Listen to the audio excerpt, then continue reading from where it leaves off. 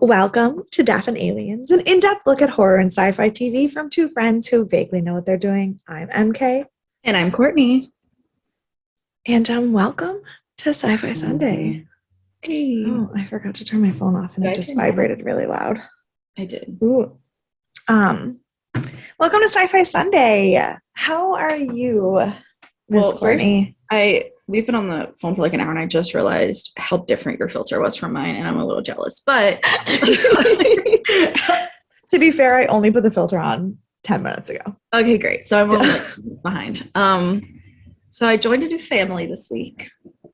It is the family of MK and Bree on Duolingo. Oh yes. Our family plus plan on Duolingo. And I have spent thousands of hours. You have spent so many hours. I got a notification. It was like, Courtney has surpassed you in XP on Duolingo. And I was like, I'm learning 7 languages. How does she do that?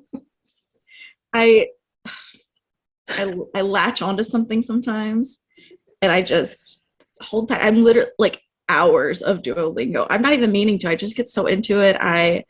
I'm legendary in like 3 of my levels, and I've literally been doing this for like 3. Like today was day 4. Like fantastic. I have already beat the June challenge.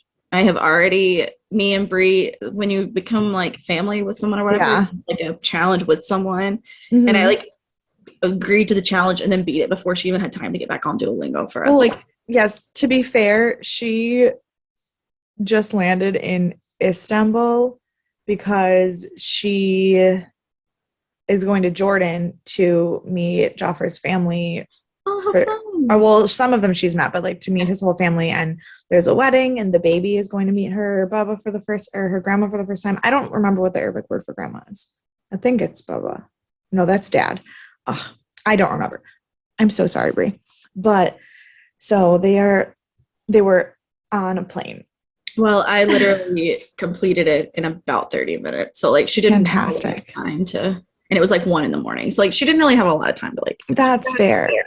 I also have already beat the June challenge. I think I beat it a while ago.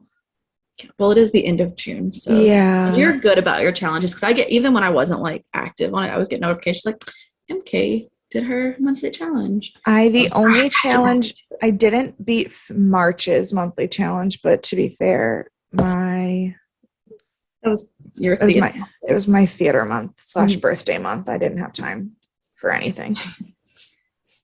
Yeah, so that's how I am. I am learning French, ça va bien, and I am otherwise okay, I guess. So how are you? I am thriving. I'm not. There's some pretty big things. Flirty and thriving. No, there's some pretty big things going on in my life right now that I don't want to talk about. But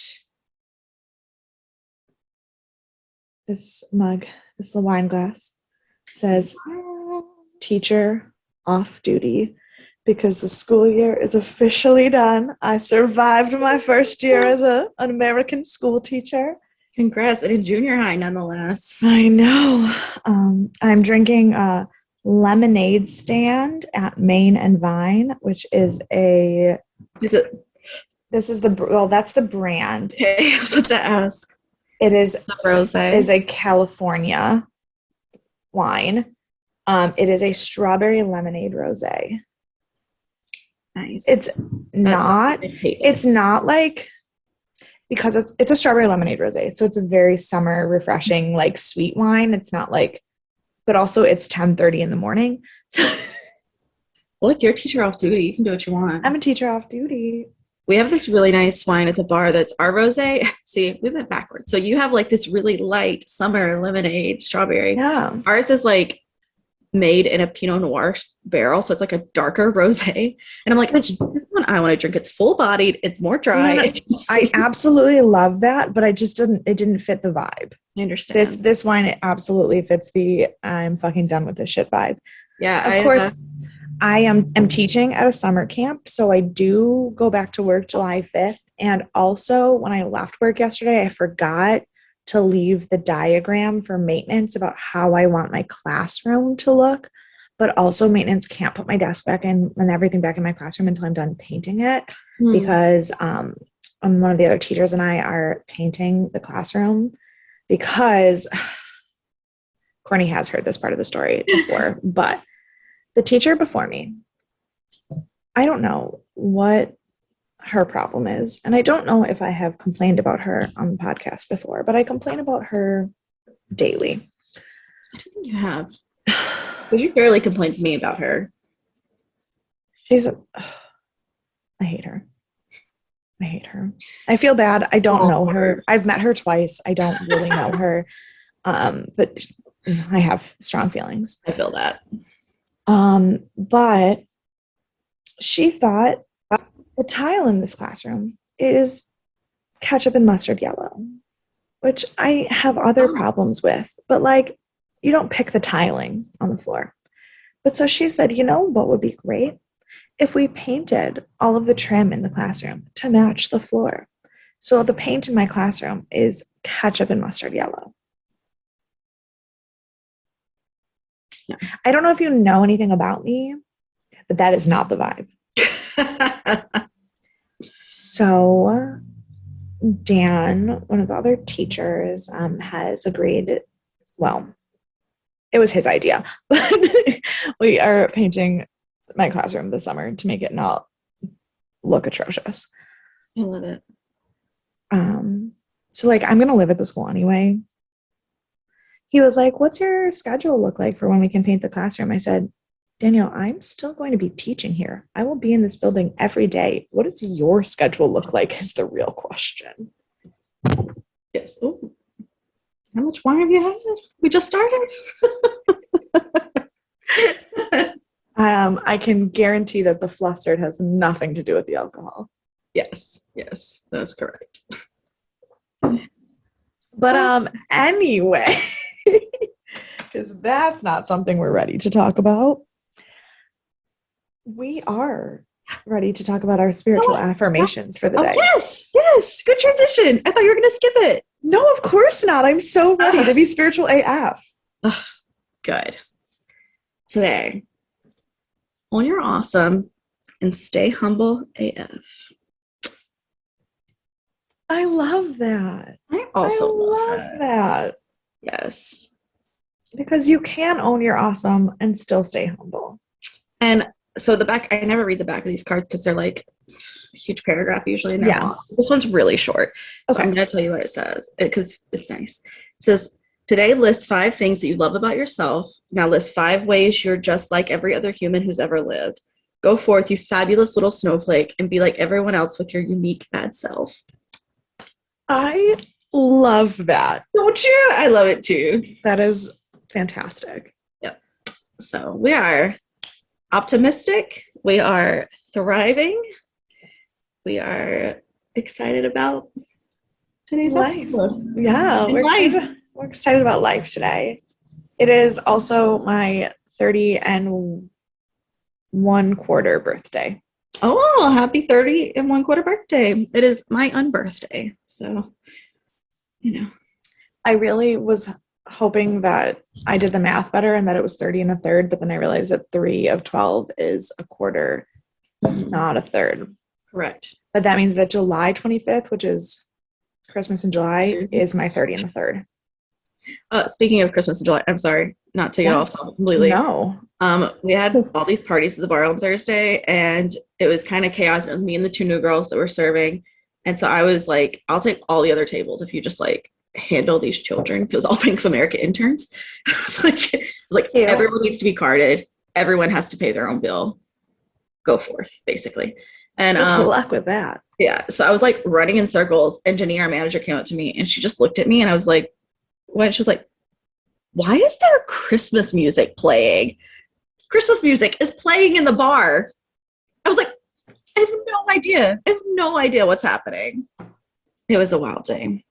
That fit the vibe of nothing making sense that day, though. So that was Thursday. That was Thursday. Oh, on Wednesday, when I was cleaning my classroom, there was like a freak thunderstorm, like really like raining sideways, horrible, awful thunderstorm, which was fantastic because it's been so hot. But I had all of the windows open in my classroom. And like my school is an old school. So the windows are like those big panel rescue windows, all of them open. And I'm listening to screamo music on a ladder, ripping things off the wall of my classroom, unaware of the fact that there is anything happening behind me. And I turn around and I just go, oh, I knew it was like raining in the windows a little bit because it does all the time that it rains, but it was sideways raining. So I walked across the hall to Dan's classroom and I go, hey, I think I flooded my classroom. And he laughed and I go, no, I'm not joking. I flooded the classroom. So he came into my room and he goes, holy crap. And I was like, so then he went and got a mop and mopped the floor for me. And I said, thank you. And he was like, no, of course. I go, listen, I am a strong, independent woman until I know that absolutely I fucked up and then someone has to help me.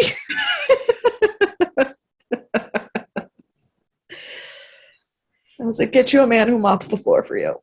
At least you know when someone has to help you. If I mess things up, I'm like, just gotta fix it. Even if I can't, just gotta do it. He brought paper towels and then looked at my floor and turned around and walked back out to get the mop. I was like, I actually flooded the classroom. Bless. Thriving. Yes, love it. Also thriving is the show. Accurate. We are on season 1, episode 15. It is entitled Korai. And unbeknownst to me, because I did not look ahead, last week's episode was the mid-season finale. So did they take a break? Yes. Like 2.5 months. Oh, like a big break. Yeah, like the way TV shows do it now, where like they have a show episode in November and then they don't come back till February. So the last episode was on Halloween, but also the last episode was not a mid-season finale. It was not. No, when I found out that was the mid-season finale, I was perturbed. Again, which one? I'm so sorry. It was just watched. It was the one with the girl who was the bomb. Oh yeah, no, absolutely not. Absolutely, it was such a weird vibe for the show that yeah.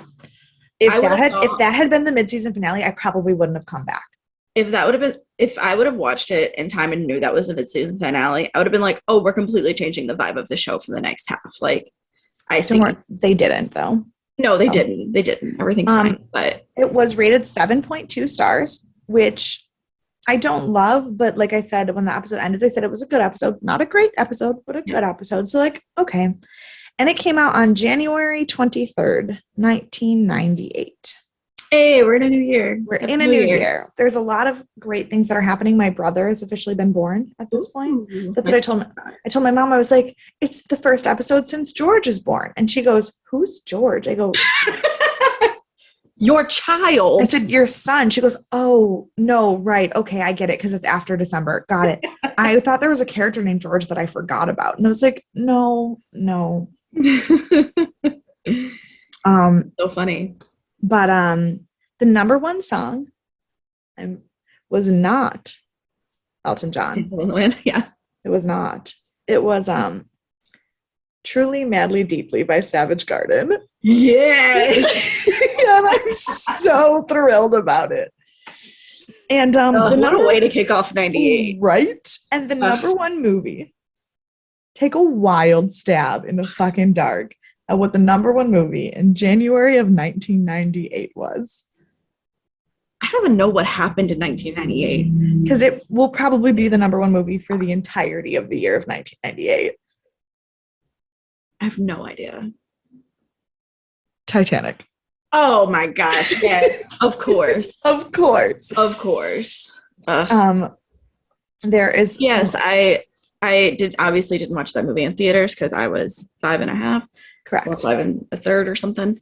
And so they did like a re-release anniversary in 2018 or whatever or something. No, it was before then.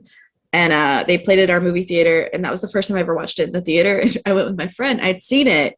Yeah. But my friend Tyler was like, you've only seen this movie like one time. I don't understand. So we have to see it in theaters. And I sobbed. And like I'd seen the movie before. I knew what happened. My freshman year of college, somehow, because mental health, you get like attached to a movie and you watch it repeatedly. Familiar, yes. Like I watched Snow White and the Seven Dwarfs 12 days in a row last week.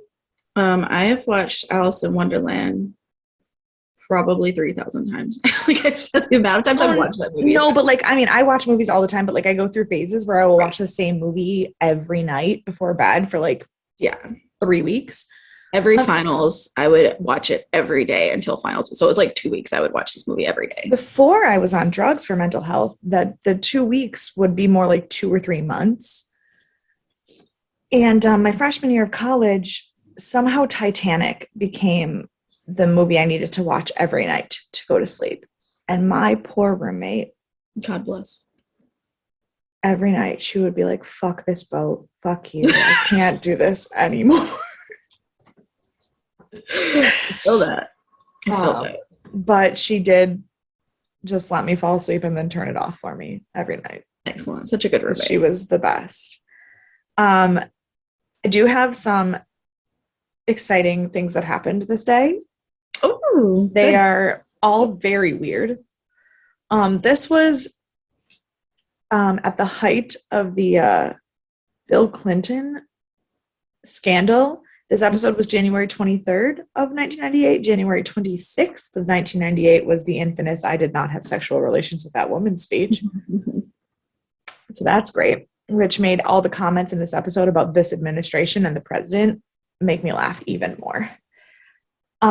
Yes, everyone should follow Monica Lewinsky on Twitter because she's hilarious on Twitter. So good. Love her. Michael Jordan scored double digits in his 800th consecutive game in the NBA on this day. I don't know if I've done anything 800 times. Nope. He would then do it. He would then do it 40 more times before he retired. Yeah. Such a gem. Space Jam is the best movie ever. I was just about to say I named my this is so dorky. I named my extra hard drive Space Jam for my Xbox because I was like, it's space. I love that. Very cute. Pope John Paul II formally condemned U.S. embargoes on Cuba on this day. That's a fun fact. Fun fact. Good to know. And XXX Tentacion was born. What a day to be alive.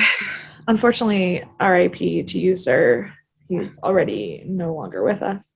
But yeah, those were my fun facts of the day.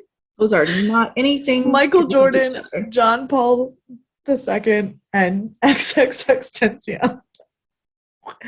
Told you it was weird. We are reaching every person alive right now. Yes. We have something for everyone. We have something for everyone. This episode was directed by Mario Azzopardi, unsurprised, but this is his last episode directing with the show. What an episode to go out on. It's not his best. No. But at least it wasn't the last one he directed because that was Singularity. Is that the bomb girl? Yeah. Yeah. Sorry, I do not connect A plus B on a lot of these things. It was written by Tom J. Assel. This is the only episode he ever wrote for Stargate. He did write 62 episodes of the Disney 1990s Alice in Wonderland live-action TV show. That I didn't know existed until I started doing this podcast with you. Yes. Yeah. That's a thing. He created the show So Weird. Okay. That's not related to Stargate. Okay. No. He wrote the movies Get Smart with Steve Carell and Anne Hathaway. Failure to Launch with Sarah Jessica Parker and Matthew McConaughey. Home, the little alien one. I love Home. It is so underrated. Yes. And he wrote the movie Epic, which was another one of those DreamWorks animations where the main character was a fairy named Mary Kate. I didn't watch that one. I didn't. It's all over the place. so good at such being all over the right, place. such a bizarre collection of things that he wrote, but like none of them are bad. Yeah. I mean, Failure to Launch is pretty formulaic 90s Right. rom-com, but like it's not a bad one by any means. So I mean, the there's same with Get Smart. I don't think it should. I don't know. well, if because it did. I Get don't think it Smart should win the Get Smart award, but had it's to enjoyable. Get Smart was based on a 60s TV show, so it had to ride that balance between the comedy of the TV show and like modern comedy, spy comedy, which is a weird genre to be in anyway. So I think it succeeded at that. I definitely agree. I think it came out after the wave of like Inspector Gadget was kind of done. And so it's just kind of like not at the right time, I feel like. And I think that's why it didn't get as much, Right. I really, really liked it, and I watched it because we saw it. My dad obviously had seen Get Smart, like the original. Right. And my sister, Brianna, was like unnaturally obsessed with Steve Carell. Like, yes, she was obsessed with Michael from The Office, but like it wasn't just Michael from The Office. Like she was obsessed with Steve Carell. I love that. So we obviously watched it. And I didn't hate it. Yeah, well, Home's my favorite out of all of the things mentioned. So yes. The guest star that I want to talk about is David McNally. He played Hanno. Mm-hmm. And by I want to talk about him, I mean literally, I don't think this man has done anything else. Really? Because he looked familiar, and the name sounds familiar. He looked so familiar. The name sounds so familiar. Did he go to be a writer or something?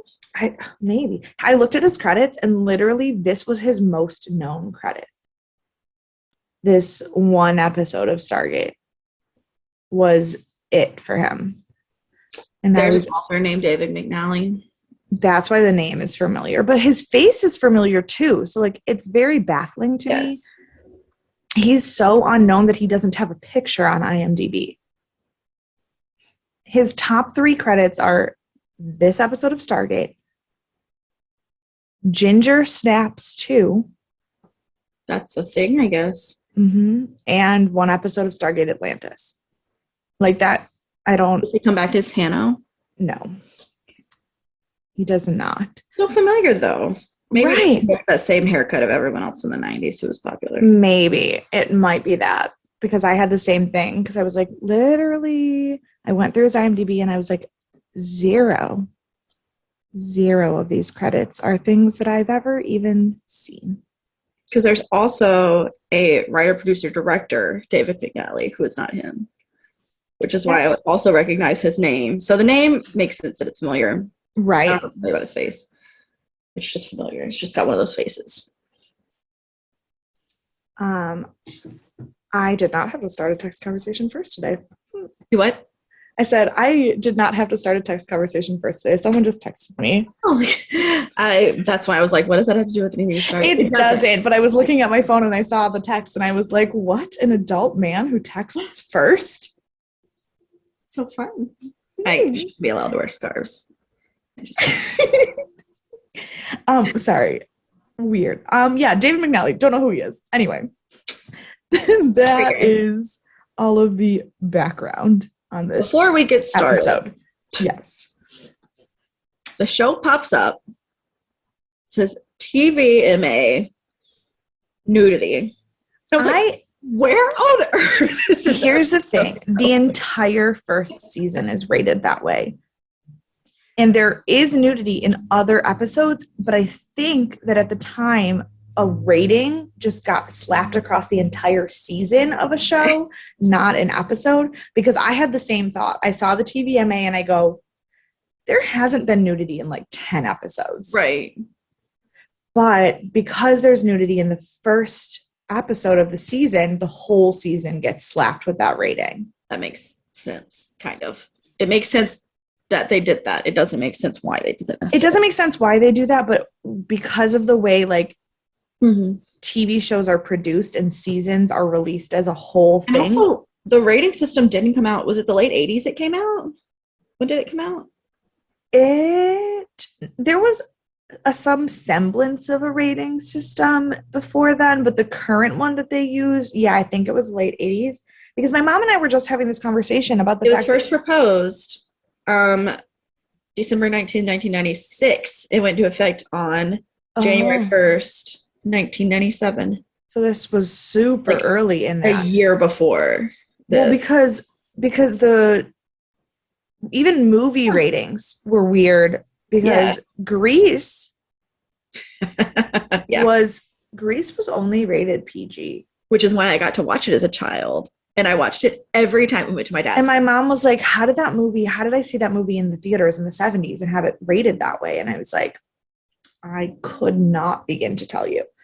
But no, because of the way, especially in the 90s and early 2000s when they were still doing DVD box sets all of the time, and the way TV ratings worked at a time when streaming didn't exist and you couldn't watch like single episodes of things really, they slapped a rating across the whole season for sale.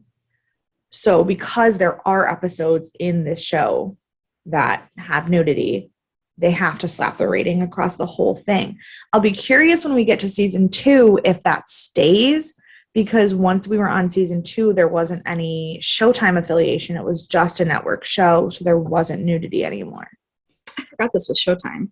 Well, no, it wasn't. It was just that first episode, that the movie episode got aired at, like, because remember there was all that weird stuff in the beginning about what was cut out when they put it on network TV and blah, blah, blah. Mm-hmm. There was a Showtime affiliation because it was a Canadian produced only show and they needed an affiliate for the US side. That makes sense. But then that does not carry over. Right. So I'll be curious once season 2 starts if the rating stays at MA. Because I don't think I could just walk across the room and pick up the DVD box and check for you, but that seems like a lot of work. It does seem like a lot of work. So I will not be doing that. Do not recommend that. But the blurb for this episode says, Teal'c is put on trial by the son of a man he jailed when he served the evil Goa'uld Apophis. Here's the thing, he did not jail anyone. But I double-checked, and that is what the blurb says. Confusing. Anyway, so the team arrives at this deserted village, and they're looking around, and they're like, this is weird. Nobody is here, but it definitely looks like people still live here. And Teal'c goes, oh, shit, I've been here before. Mm-hmm. Good times. So he's like, nope, this is like a frequent hotspot for the Goa'uld. Yikes. Which, great foreshadowing. Yes. They don't usually do foreshadowing very well in this show, but I appreciated it. So then the team is still trying to figure out where people are. They're walking around. They enter this stone courtroom that like looks like a Game of Thrones set. And then all of a sudden, a bunch of people pop out with weapons drawn. And Jack's like, hey, Daniel, can you figure out some language to tell these people that we're on their side? And they respond in English. And they're like, you have a weapon. And he's like, so do you, my dude. Right. So Jack's like, fine, I will lower mine first. We're all good. Everything's going to be fine. We're all on the same side here. Until the man sees Teal'c. And he immediately freaks out that he's a Jaffa. Mm-hmm. But then he also freaks out because not only is he a Jaffa, he's a Jaffa that he knows. Because Teal'c done killed his daddy. Yep. Back in the Jaffa days. Yeah. They say that they're going to put Teal'c through Korai. And my only complaint about this show is that we still, to this end of the episode, don't ever get any real justification of what the word Korai is. No, they tell us that like basically it's trial to determine who was wrong, but they don't like lay it out, and they never say like where the word came from or what the word no like. And I feel like there was quite a bit of that in this, at least early season so far. Yeah, but the weird thing is that in this episode they do a lot of explaining words, Right. except for this one, which The is one I don't know, like title the of the biggest episode. word of yeah. Right. So then they go outside and all the people start to reappear and Daniel's like, "Oh, it looks like they're coming back from some religious event." And Jack is like, "Why is it always religious with you? Like why can't they be at like a swap party? Why can't people return from orgies instead of church?" Yeah. I was like, I would bet they're not coming from a swap meet. I'm gonna guess that's not where they're coming. But just gonna throw it on the limb. No. I meant to ask this question before the Tilk stuff. When they first get there, Tilk's like, yeah, this is where they come to harvest people. Is this like, do they like wait for them to like have kids and grow up and then they come and take people every like so often? Is that? No, just whenever they're running out of bodies, they find a planet that they can take people from. Okay. I should know if this was like a setup, like they set this planet up to be. Well, no, it is. It is planet. I mean, we found out before that like a lot of these planets that have humans on them that don't realize they're humans are set up as harvest planets, but it's not like it's systematic in the sense of like the Goa'uld will come every 25 years at this time. It's just like whenever they need more bodies, whichever planet they were not at last time, they go, like, they just rotate. Because we also know, we don't know details, but we also know that there are more than one Goa'uld faction, because we know that Nirti and Apophis hate each other. So, like, these Goa'uld planets, like harvest planets, maybe some of them are Apophis's domain and some of them are Nirti's or somebody else. And so, like, there can't really be a systematic, like, it's not like the Hunger Games where it happens right. on a schedule. Okay. Yeah, that's what I wanted to. No, I love it. I love it. So then Hannah was like, no, we weren't at a religious thing. We were just like hiding because the Goa'uld haven't been here in a while, so they're probably going to come back. Like, it's probably time for a check-in. But then they say the name of the what they call the Stargate, which is a weird conglomeration of Greek and Latin, but it basically means circle of lights. Mm-hmm. And Daniel, I paused this episode for a very long time because I was angry. Because Daniel's like, what kind of culture uses a mix of both Greek and Latin root words? Like, what is this culture? And I said, clearly, you've never shown an octopus an octagon, my dude. First of all, that's probably true. He probably has not shown an octopus an octagon, but also there's so much in all languages that like combine Greek. My mom goes, you're speaking English. Yeah. But the reason octopus and octagon just stick in my head is because in Thailand, when I taught my third graders, octopus was one of our vocab words, but then we did polygons in math. And so they would always get thrown off by the fact that octopus is octo and octagon is octa. So I had to explain, I teach the fact that Greek and Latin have different roots, but they have the same meaning and they both mean 8, but they come from different languages. So that just always is in my head because it's a lesson that I have taught. But literally, you speak English. You are an English American linguist, and you're telling me that the idea of somebody using both Greek and Latin as a root in the same language doesn't make sense. That's like the one thing I feel like out of all of the things we've taken is language is the most conglomerate. Like, it's the most mixed together thing we have.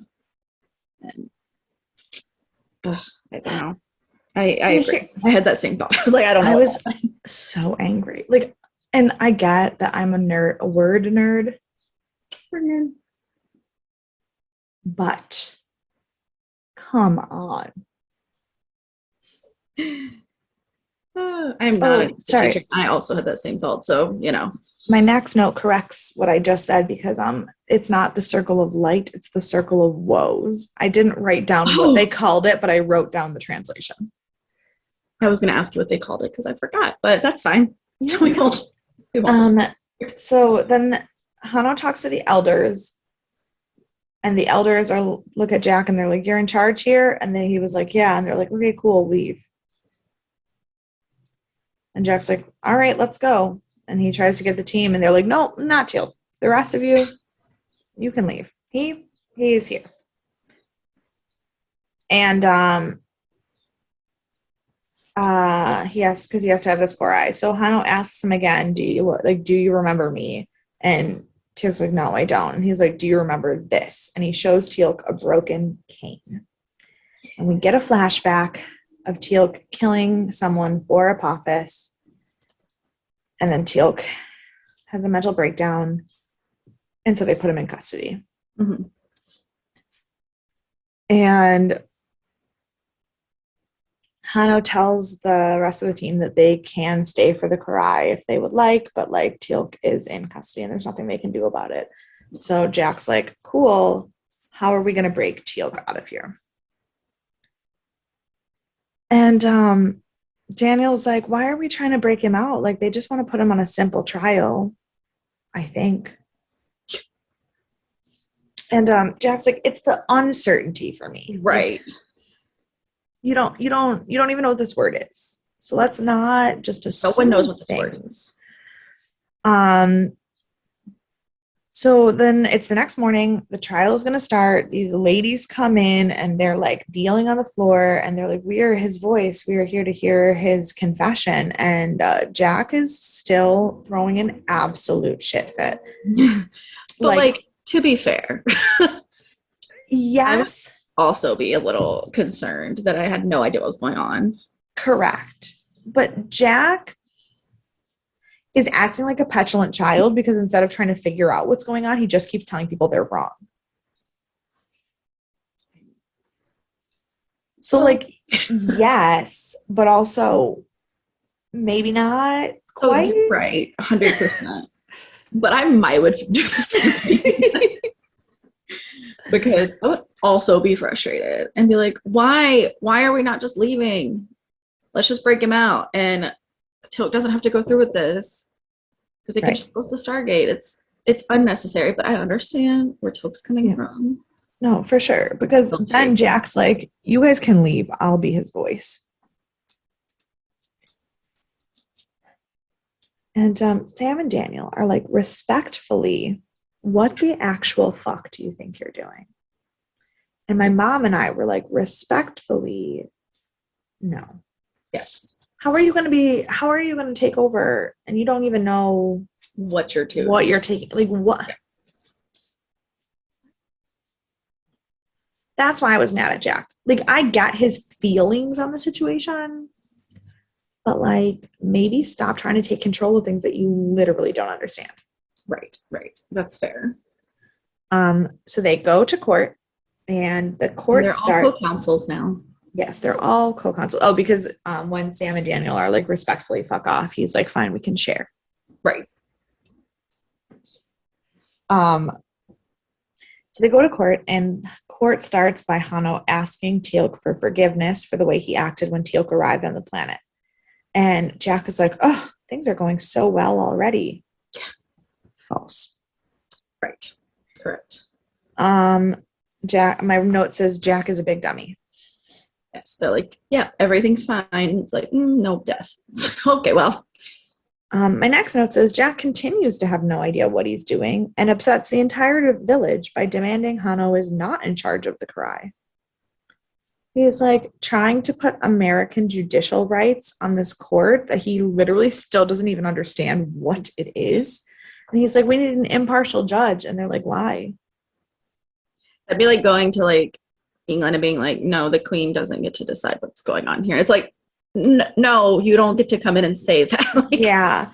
And that's then not how this works. To be fair, Hano says something that I think is really awesome, because he's like, "You can't be the judge because like you already have an opinion." And he said, "Everyone who has a mind has an opinion." And I was like, Yep. Yes. Yes. I wrote that in very big letters because I feel like that all the time. And just like as a broad spectrum, Right. not a politics, every No. time I think about like sending stuff to a courthouse, I'm like, there's there's a reason we have a jury. Like everything's not just decided by one judge because everyone does have a mind. Like even Yeah. if you're quote I mean, unquote and impartial, like because like even like when my kids are arguing and they like my students are arguing and they're in a fight and they come to talk to me, I can be as impartial as possible and hear every side of the story and not make a decision and make a decision based purely on fact. But then I walk away and look at the teacher, another one of the teachers, and I absolutely have a kid that whose side I was on. Like, right. because you cannot have thoughts and feelings without having an opinion. Yes. Anybody who says that they have like no that's opinion, why you have the opinion is because of your emotions. Like, right. Like anybody who says they have a no opinion you can only have no opinion if you are uneducated. Right. Like if you don't understand what is happening.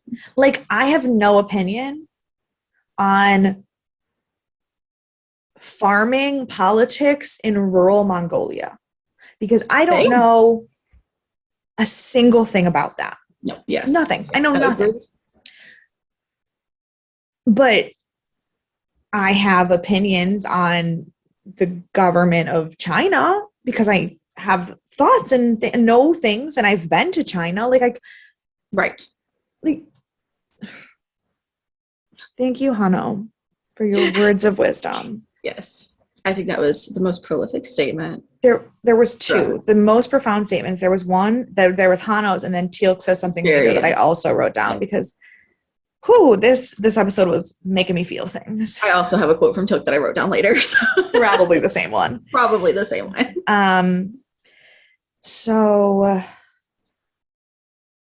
Teal'c admits that he is the one who killed the father, and Jack gets super pissed off. And then the court is like paused, I guess, because Jack and Teal'c are having a conversation alone in the courtroom. And this is where Teal'c says some profound shit because Jack is like, why didn't you tell me that you killed him? And Teal'c says, you already knew. You just didn't want to hear it. That's why you wouldn't let me speak. This is not the one I wrote down, but he was like, you already knew the answer, or else you would have let me have a voice. You didn't want the truth to be the truth, so you tried to hide it. Yes. And I was like, Teal'c. Right. And then he's like, Jack's like, but you didn't do it because you wanted to. You did it because Apophis told you to. And as a soldier, there's chain of command things, and you can't take responsibility for something that you aren't to blame for. And Teal'c is like, no. Yes, I was following orders, but at the end of the day, I had a choice. I pulled the trigger. I could have let myself be killed instead. I am not going to push blame off because I see the eyes of that kid crying all of the time. He's like so haunted by the things that he has done that he doesn't care who told him to do it. He still did it. Which, shocker to everyone in the entire world, apparently, PTSD is real in people who are in the military. Yeah. And they need more mental health support than they have. Correct. So, good on you, Stargate. Thank you. Thank you. This episode, the more I talk about this episode, the more I'm like, you know what? It deserves a much higher rating than I got. No, I think it deserves a higher rating than 7.2. I don't think it's the best one. I think but not a great one to end on for being the last one that he directed. No. And I think it's a weird one to start a mid-season with, but as an episode standalone, I really enjoyed it. Yeah, and also in terms of like Stargate and the overall Stargate story, maybe not the best, but in terms of like insight and like emotional intelligence, 10 out of 10.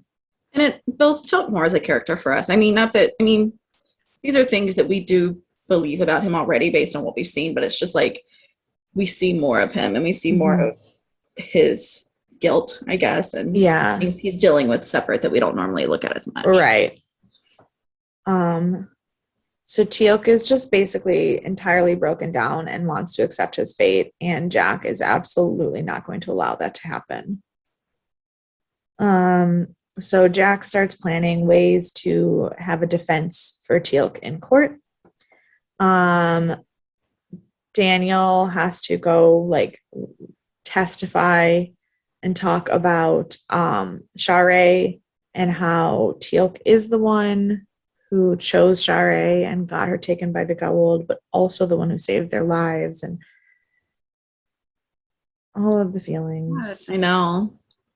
Because then Sharae exists again, but but then also because Daniel has that moment where he's like, I want to hate him. Like, I'm still angry. And actually, this is interesting because I was just talking to someone on Reddit about this yesterday.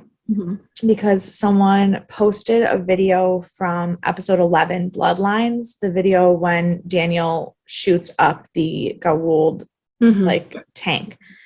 And they said something about how they love when we get glimpses of Daniel's actual emotions. And I said the first half of season 1 worked so hard to bury how angry Daniel is and bury Sharae to focus on the world building, that like moments like that are almost shocking. Yeah. Because we forget that Daniel has more pain than all of them. Yep. I absolutely agree, because I mean, none of them, I mean, they've all been through stuff. I mean, Jack lost his son and wife, and I mean, Sam was engaged and it didn't work out, and like Teal'c has left his family, but I mean, I guess Teal'c's is ongoing too, but Teal'c's is ongoing too, but Daniel's is the one that's like more in the forefront, because Teal'c kind of accepted his fate where he's at. Teal'c knew when he chose to turn his weapon on the other serpent guards that he was walking away from his family. Right. And it might be a difficult choice, but he chose to do that. Daniel never chose anything. None of this thing. And like, Jack has had the chance to have his goodbye, and Jack's is permanent. Like, his Charlie is never coming back, and he had that moment of closure. And that doesn't mean that there's not still pain. Obviously there's pain forever, but like, he had that moment of closure. And it's permanent. There's nothing he can do to fix it, and he has already worked through the fact that there's nothing he can do to fix it. Teal'c's is based on a choice that Teal'c made, where he chose the greater good over his own personal. Daniel has none of that. Yeah, and every time Daniel gets close to having an answer, every time they find another tool that they could use or story that they could find, or every episode that gives Daniel one step closer to Sharae, he also runs 3 steps backwards because something gets fucked up and he's the one who has to sacrifice something. So Daniel's pain and his anger is being dug deeper every week, and we never talk about it. Because he's the only one who has any hope left. I mean, even Teal'c says in this episode, it's unlikely he'll ever see his child and wife again. Yeah. And so, like, the rest of them don't have hope for the future, so they can deal with the pain because they already have the end of it, and he doesn't. Yes. And, apparently he's never going to see Sharae again, because we're not, but that's fine. It's fine.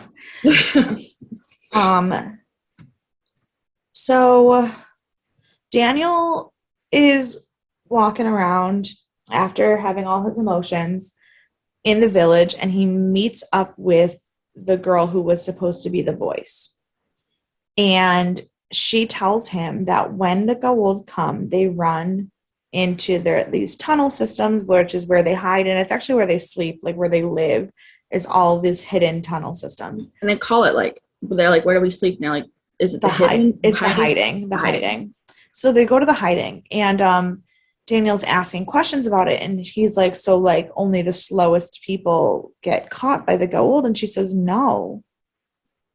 If one of us is out, all of us are out. Like, we do not leave people behind. The Bursa, which these people, they're called the Bursa. The Bursa do not leave anyone behind. And Daniel's like, oh. Puts all the pieces together.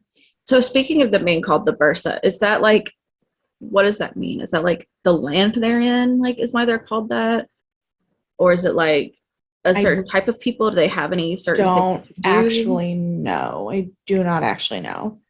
I could probably look it up, but no, I don't actually know. I assumed it was like We're American. They're Bursa. Yeah, it's similar to like the people on Chulak having whatever name they have, and the people on whatever planet. Like it's just that's why I was like, I don't know if it's more like the Chulak or if it's more like the Nox. Like the Nox are a type of people that have other things going on. Yeah, no, it's more like Chulak because they are human. Right. But whereas the Nox are clearly not. Right. Yes. But so he puts all the pieces together because, spoiler alert, we saw a cane already. And that flashback we saw made me wonder, I was like, did his father want to be the one to die? Like, did his father want to be a sacrifice? Yes, I think so. I think so. It never told us explicitly that. Yes, but so Daniel goes and it's like, Teal'c, tell me the actual story. And Teal'c's like, I killed this guy. And he's like, no, not the Reader's Digest version. What happened that day? So now we see the full flashback. Mm-hmm. And Apophis was like, kill one of these people to get them all in line because they had not made it to the hiding because there were people who could not walk. Mm-hmm. AKA Hanno's father, who was a cripple, who had only one leg and used a cane. And on that day, he was far enough away that he was not making it to wherever he needed to be. So Apophis is like, you have to kill one person or I'm going to kill everybody. And Teal'c hesitated. He did not want to do it. And Apophis is like, Teal'c, what the fuck are you doing? So Teal'c looks out at them. And Teal'c, because he knows these people, because they harvest from these people all the time, knows that they will wait for their slowest person. And Hanno's father basically asks Teal'c to choose. Like, they don't say that per se, but he's reaching out his hand toward Teal'c away from all the other people. Yep. He's asking Teal'c to choose him as the sacrifice to save everyone else. And Jack decides he doesn't give a shit what the truth is. No one's going to listen. He's going to go back to Earth and get a bunch of guns because that's how we handle situations like adults. Exactly. Because why would we not handle it that way? So Daniel is like, okay, well, let's try this the healthy way, and tells Hanno the truth and asks them to spare Teal'c's life. And the elders fully agree with Daniel and do not want to kill Teal'c. But they are like, there's nothing we can do about it. That's not how Korai works. We cannot change the entire system of law of our planet because we think you're correct. Right. Which I get. Yeah. I hate, but I get. Right.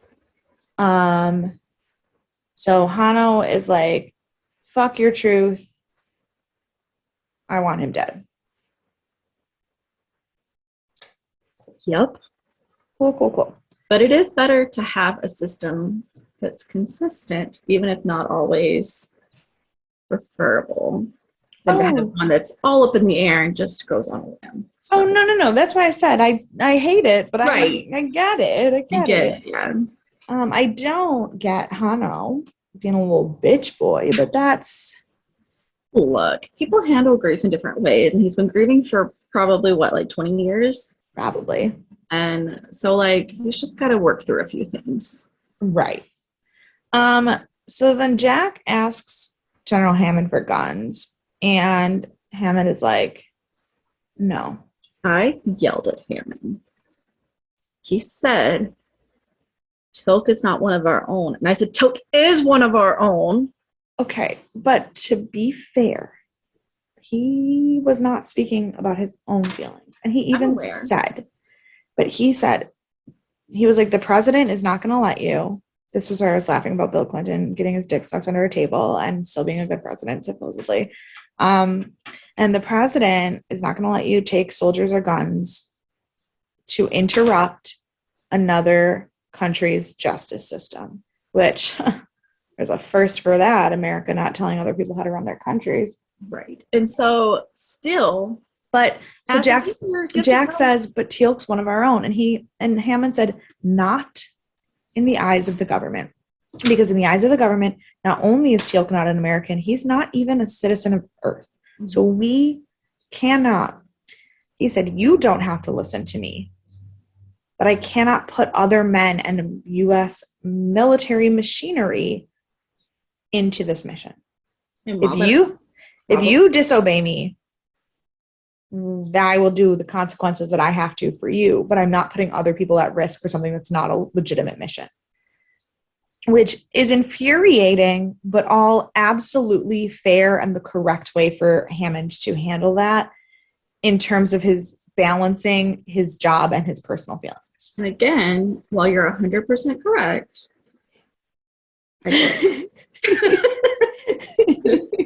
I know you're right, and I know what I'm saying is incorrect, and I don't care. I want them to go save Tilk and him to be one of their own. He is saving the world, even if he's not an Earth citizen. Correct. They're gonna figure out the gold stuff. Well, that's why he just needs to get like fake U.S. citizenship, like Superman. Yes. Yeah, just give him Earth citizenship. Apparently, that's enough. So then they're getting ready for the execution, and Teal'c is like, Daniel, after they kill me, I would like to donate my body to your scientists so you can study the Goa'uld and maybe save people. And Daniel's like, dude, you're not dying. Like, and he's like, it's a little late for this. Like, when this conversation is over at this point, I'm going to die. Right. And then we find out the president still absolutely said no. Right. So Jack's like, fuck it. I'm going to go back at least. So Jack and Sam go back to the village. And fun fact, when they get there, they're in the middle of a Goa'uld raid. Perfect timing. Perfect timing. He said, this looks a little different, don't you think? So then Sam and Jack attack a Goa'uld and steal its weapon. And they're getting ready and they're doing what they got to do in this raid. Then Hanno is down in the hiding, and he is convinced that the real reason Jack left was to go get the Goa'uld and tell them that they were in the middle of Korai so that they would come and kill everyone. Yes. Which, like, again, to be fair, it does look a little shady. And if you don't understand what's on the other side. Right. But then when they come out to fight, Hanno sees Jack kill one of the Jaffa and realizes that he's on their side. So then now Hanno and Jack are working together to try to stop this raid. The Jaffa have made it down into the hiding. Mm-hmm. And Daniel and Teal'c are trying to make sure that Teal'c's face does not get seen so that he does not get recognized. But of course, because why wouldn't it be? Not only do the Jaffa recognize Teal'c, it is Shackle who sees him. So, again, my memory is not great. Have we seen Shackle before? Should I know him? Yes, Shackle's the one who was on the Nox planet, who was the guy that Teal'c trained. Oh, everything makes more sense again. Yes. Okay. Yes. So that's why he apologized when he stabbed him, because that was like his brother. Well, I figured it was someone that he was close to, but I was like, they didn't give us any backstory on this guy. How am I supposed to feel emotional? And I was wrong. I have no memory. You were wrong. Unfortunately, we did have backstory on Shackle. I just have no memory, so it's fine. So this little boy who apparently thinks Hanno's a crackhead secretly untied Teal'c's wrists to make sure that Teal'c could fight, and then Teal'c stabbed Shackle to protect the Bursa, and then like goes into the court and then like throws himself in front of a Goa'uld blast to protect Hanno, and he gets shot in the leg, and then they're about to kill him, but then Jack steps in, and it was all kinds of like dramatic fight scene stuff. Good times. Although that leap looked very funny on camera when he leaped in front of the blast. Yeah, I thought it looked very sexual. So I didn't go that way. I felt like it was like they took a dummy and just like, I mean, I know like it did, like it wasn't like loosey goosey or whatever, but it was like, okay, it's over now. Like it was just kind of like, here you go. We had to find that somehow, and it just was a very weird filming choice. Agreed. So then they look at his burn on his leg and they're like, oh, that's bad. We got to get him back to base to get cleaned up. And Teal'c's like, no, it's midday. It's time for me to die. And he like offers himself back up to Hanno. And Hanno's like, you saved the people who were going to kill you. And he said, this was the quote that you wrote. This is the quote that you wrote. I would save those who deserve to live. That's the one I wrote.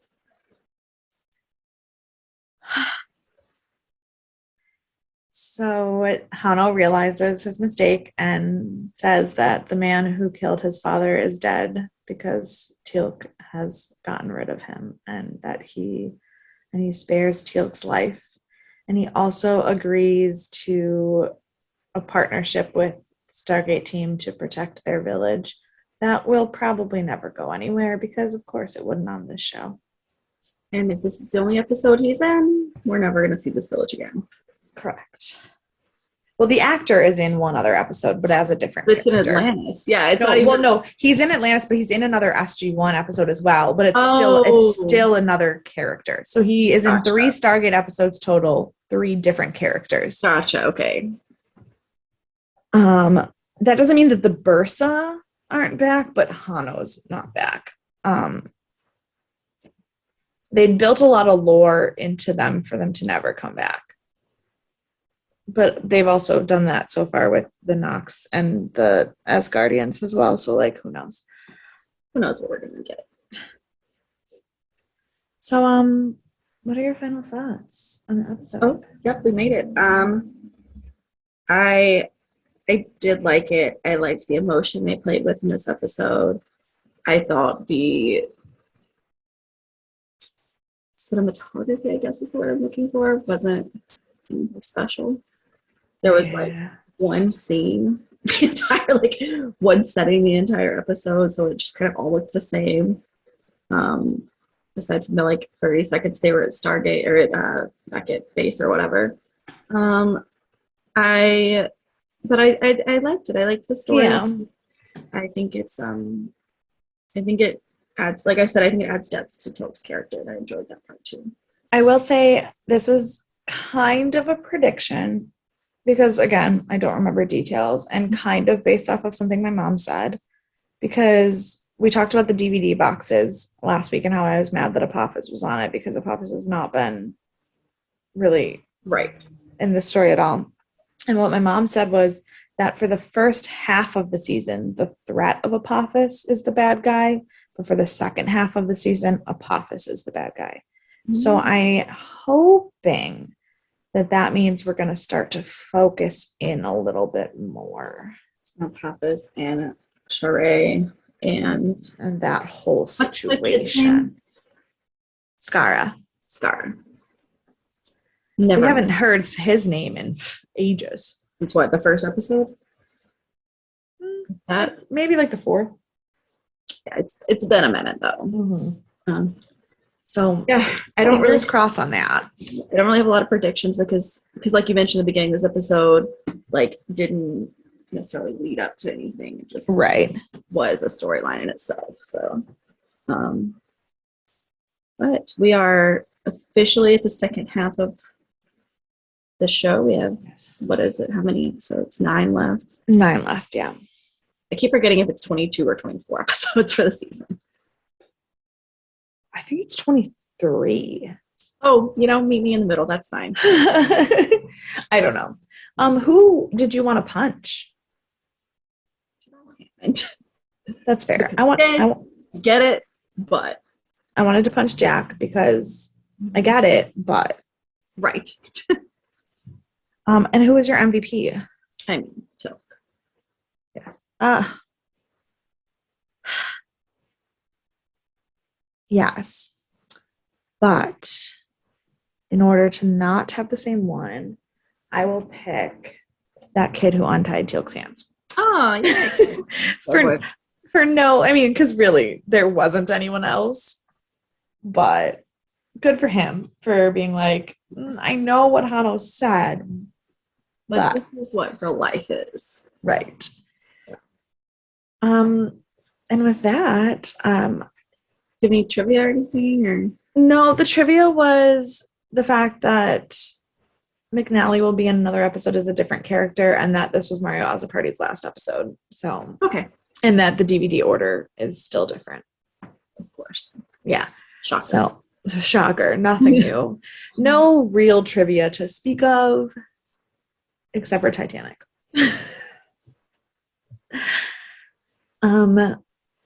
But if you have any trivia about where you were in January of 1998, or thoughts about Titanic, or thoughts about Titanic or XXX you can send us a message on any social medias at Death and Aliens, or email us at deathandaliens@gmail.com. I can never figure out how to say email addresses. I know. And you can follow me at EMKAY_superstar on everything. And you can follow me on everything at CECloud13. And we will see you all on Thriller Thursday. Bye.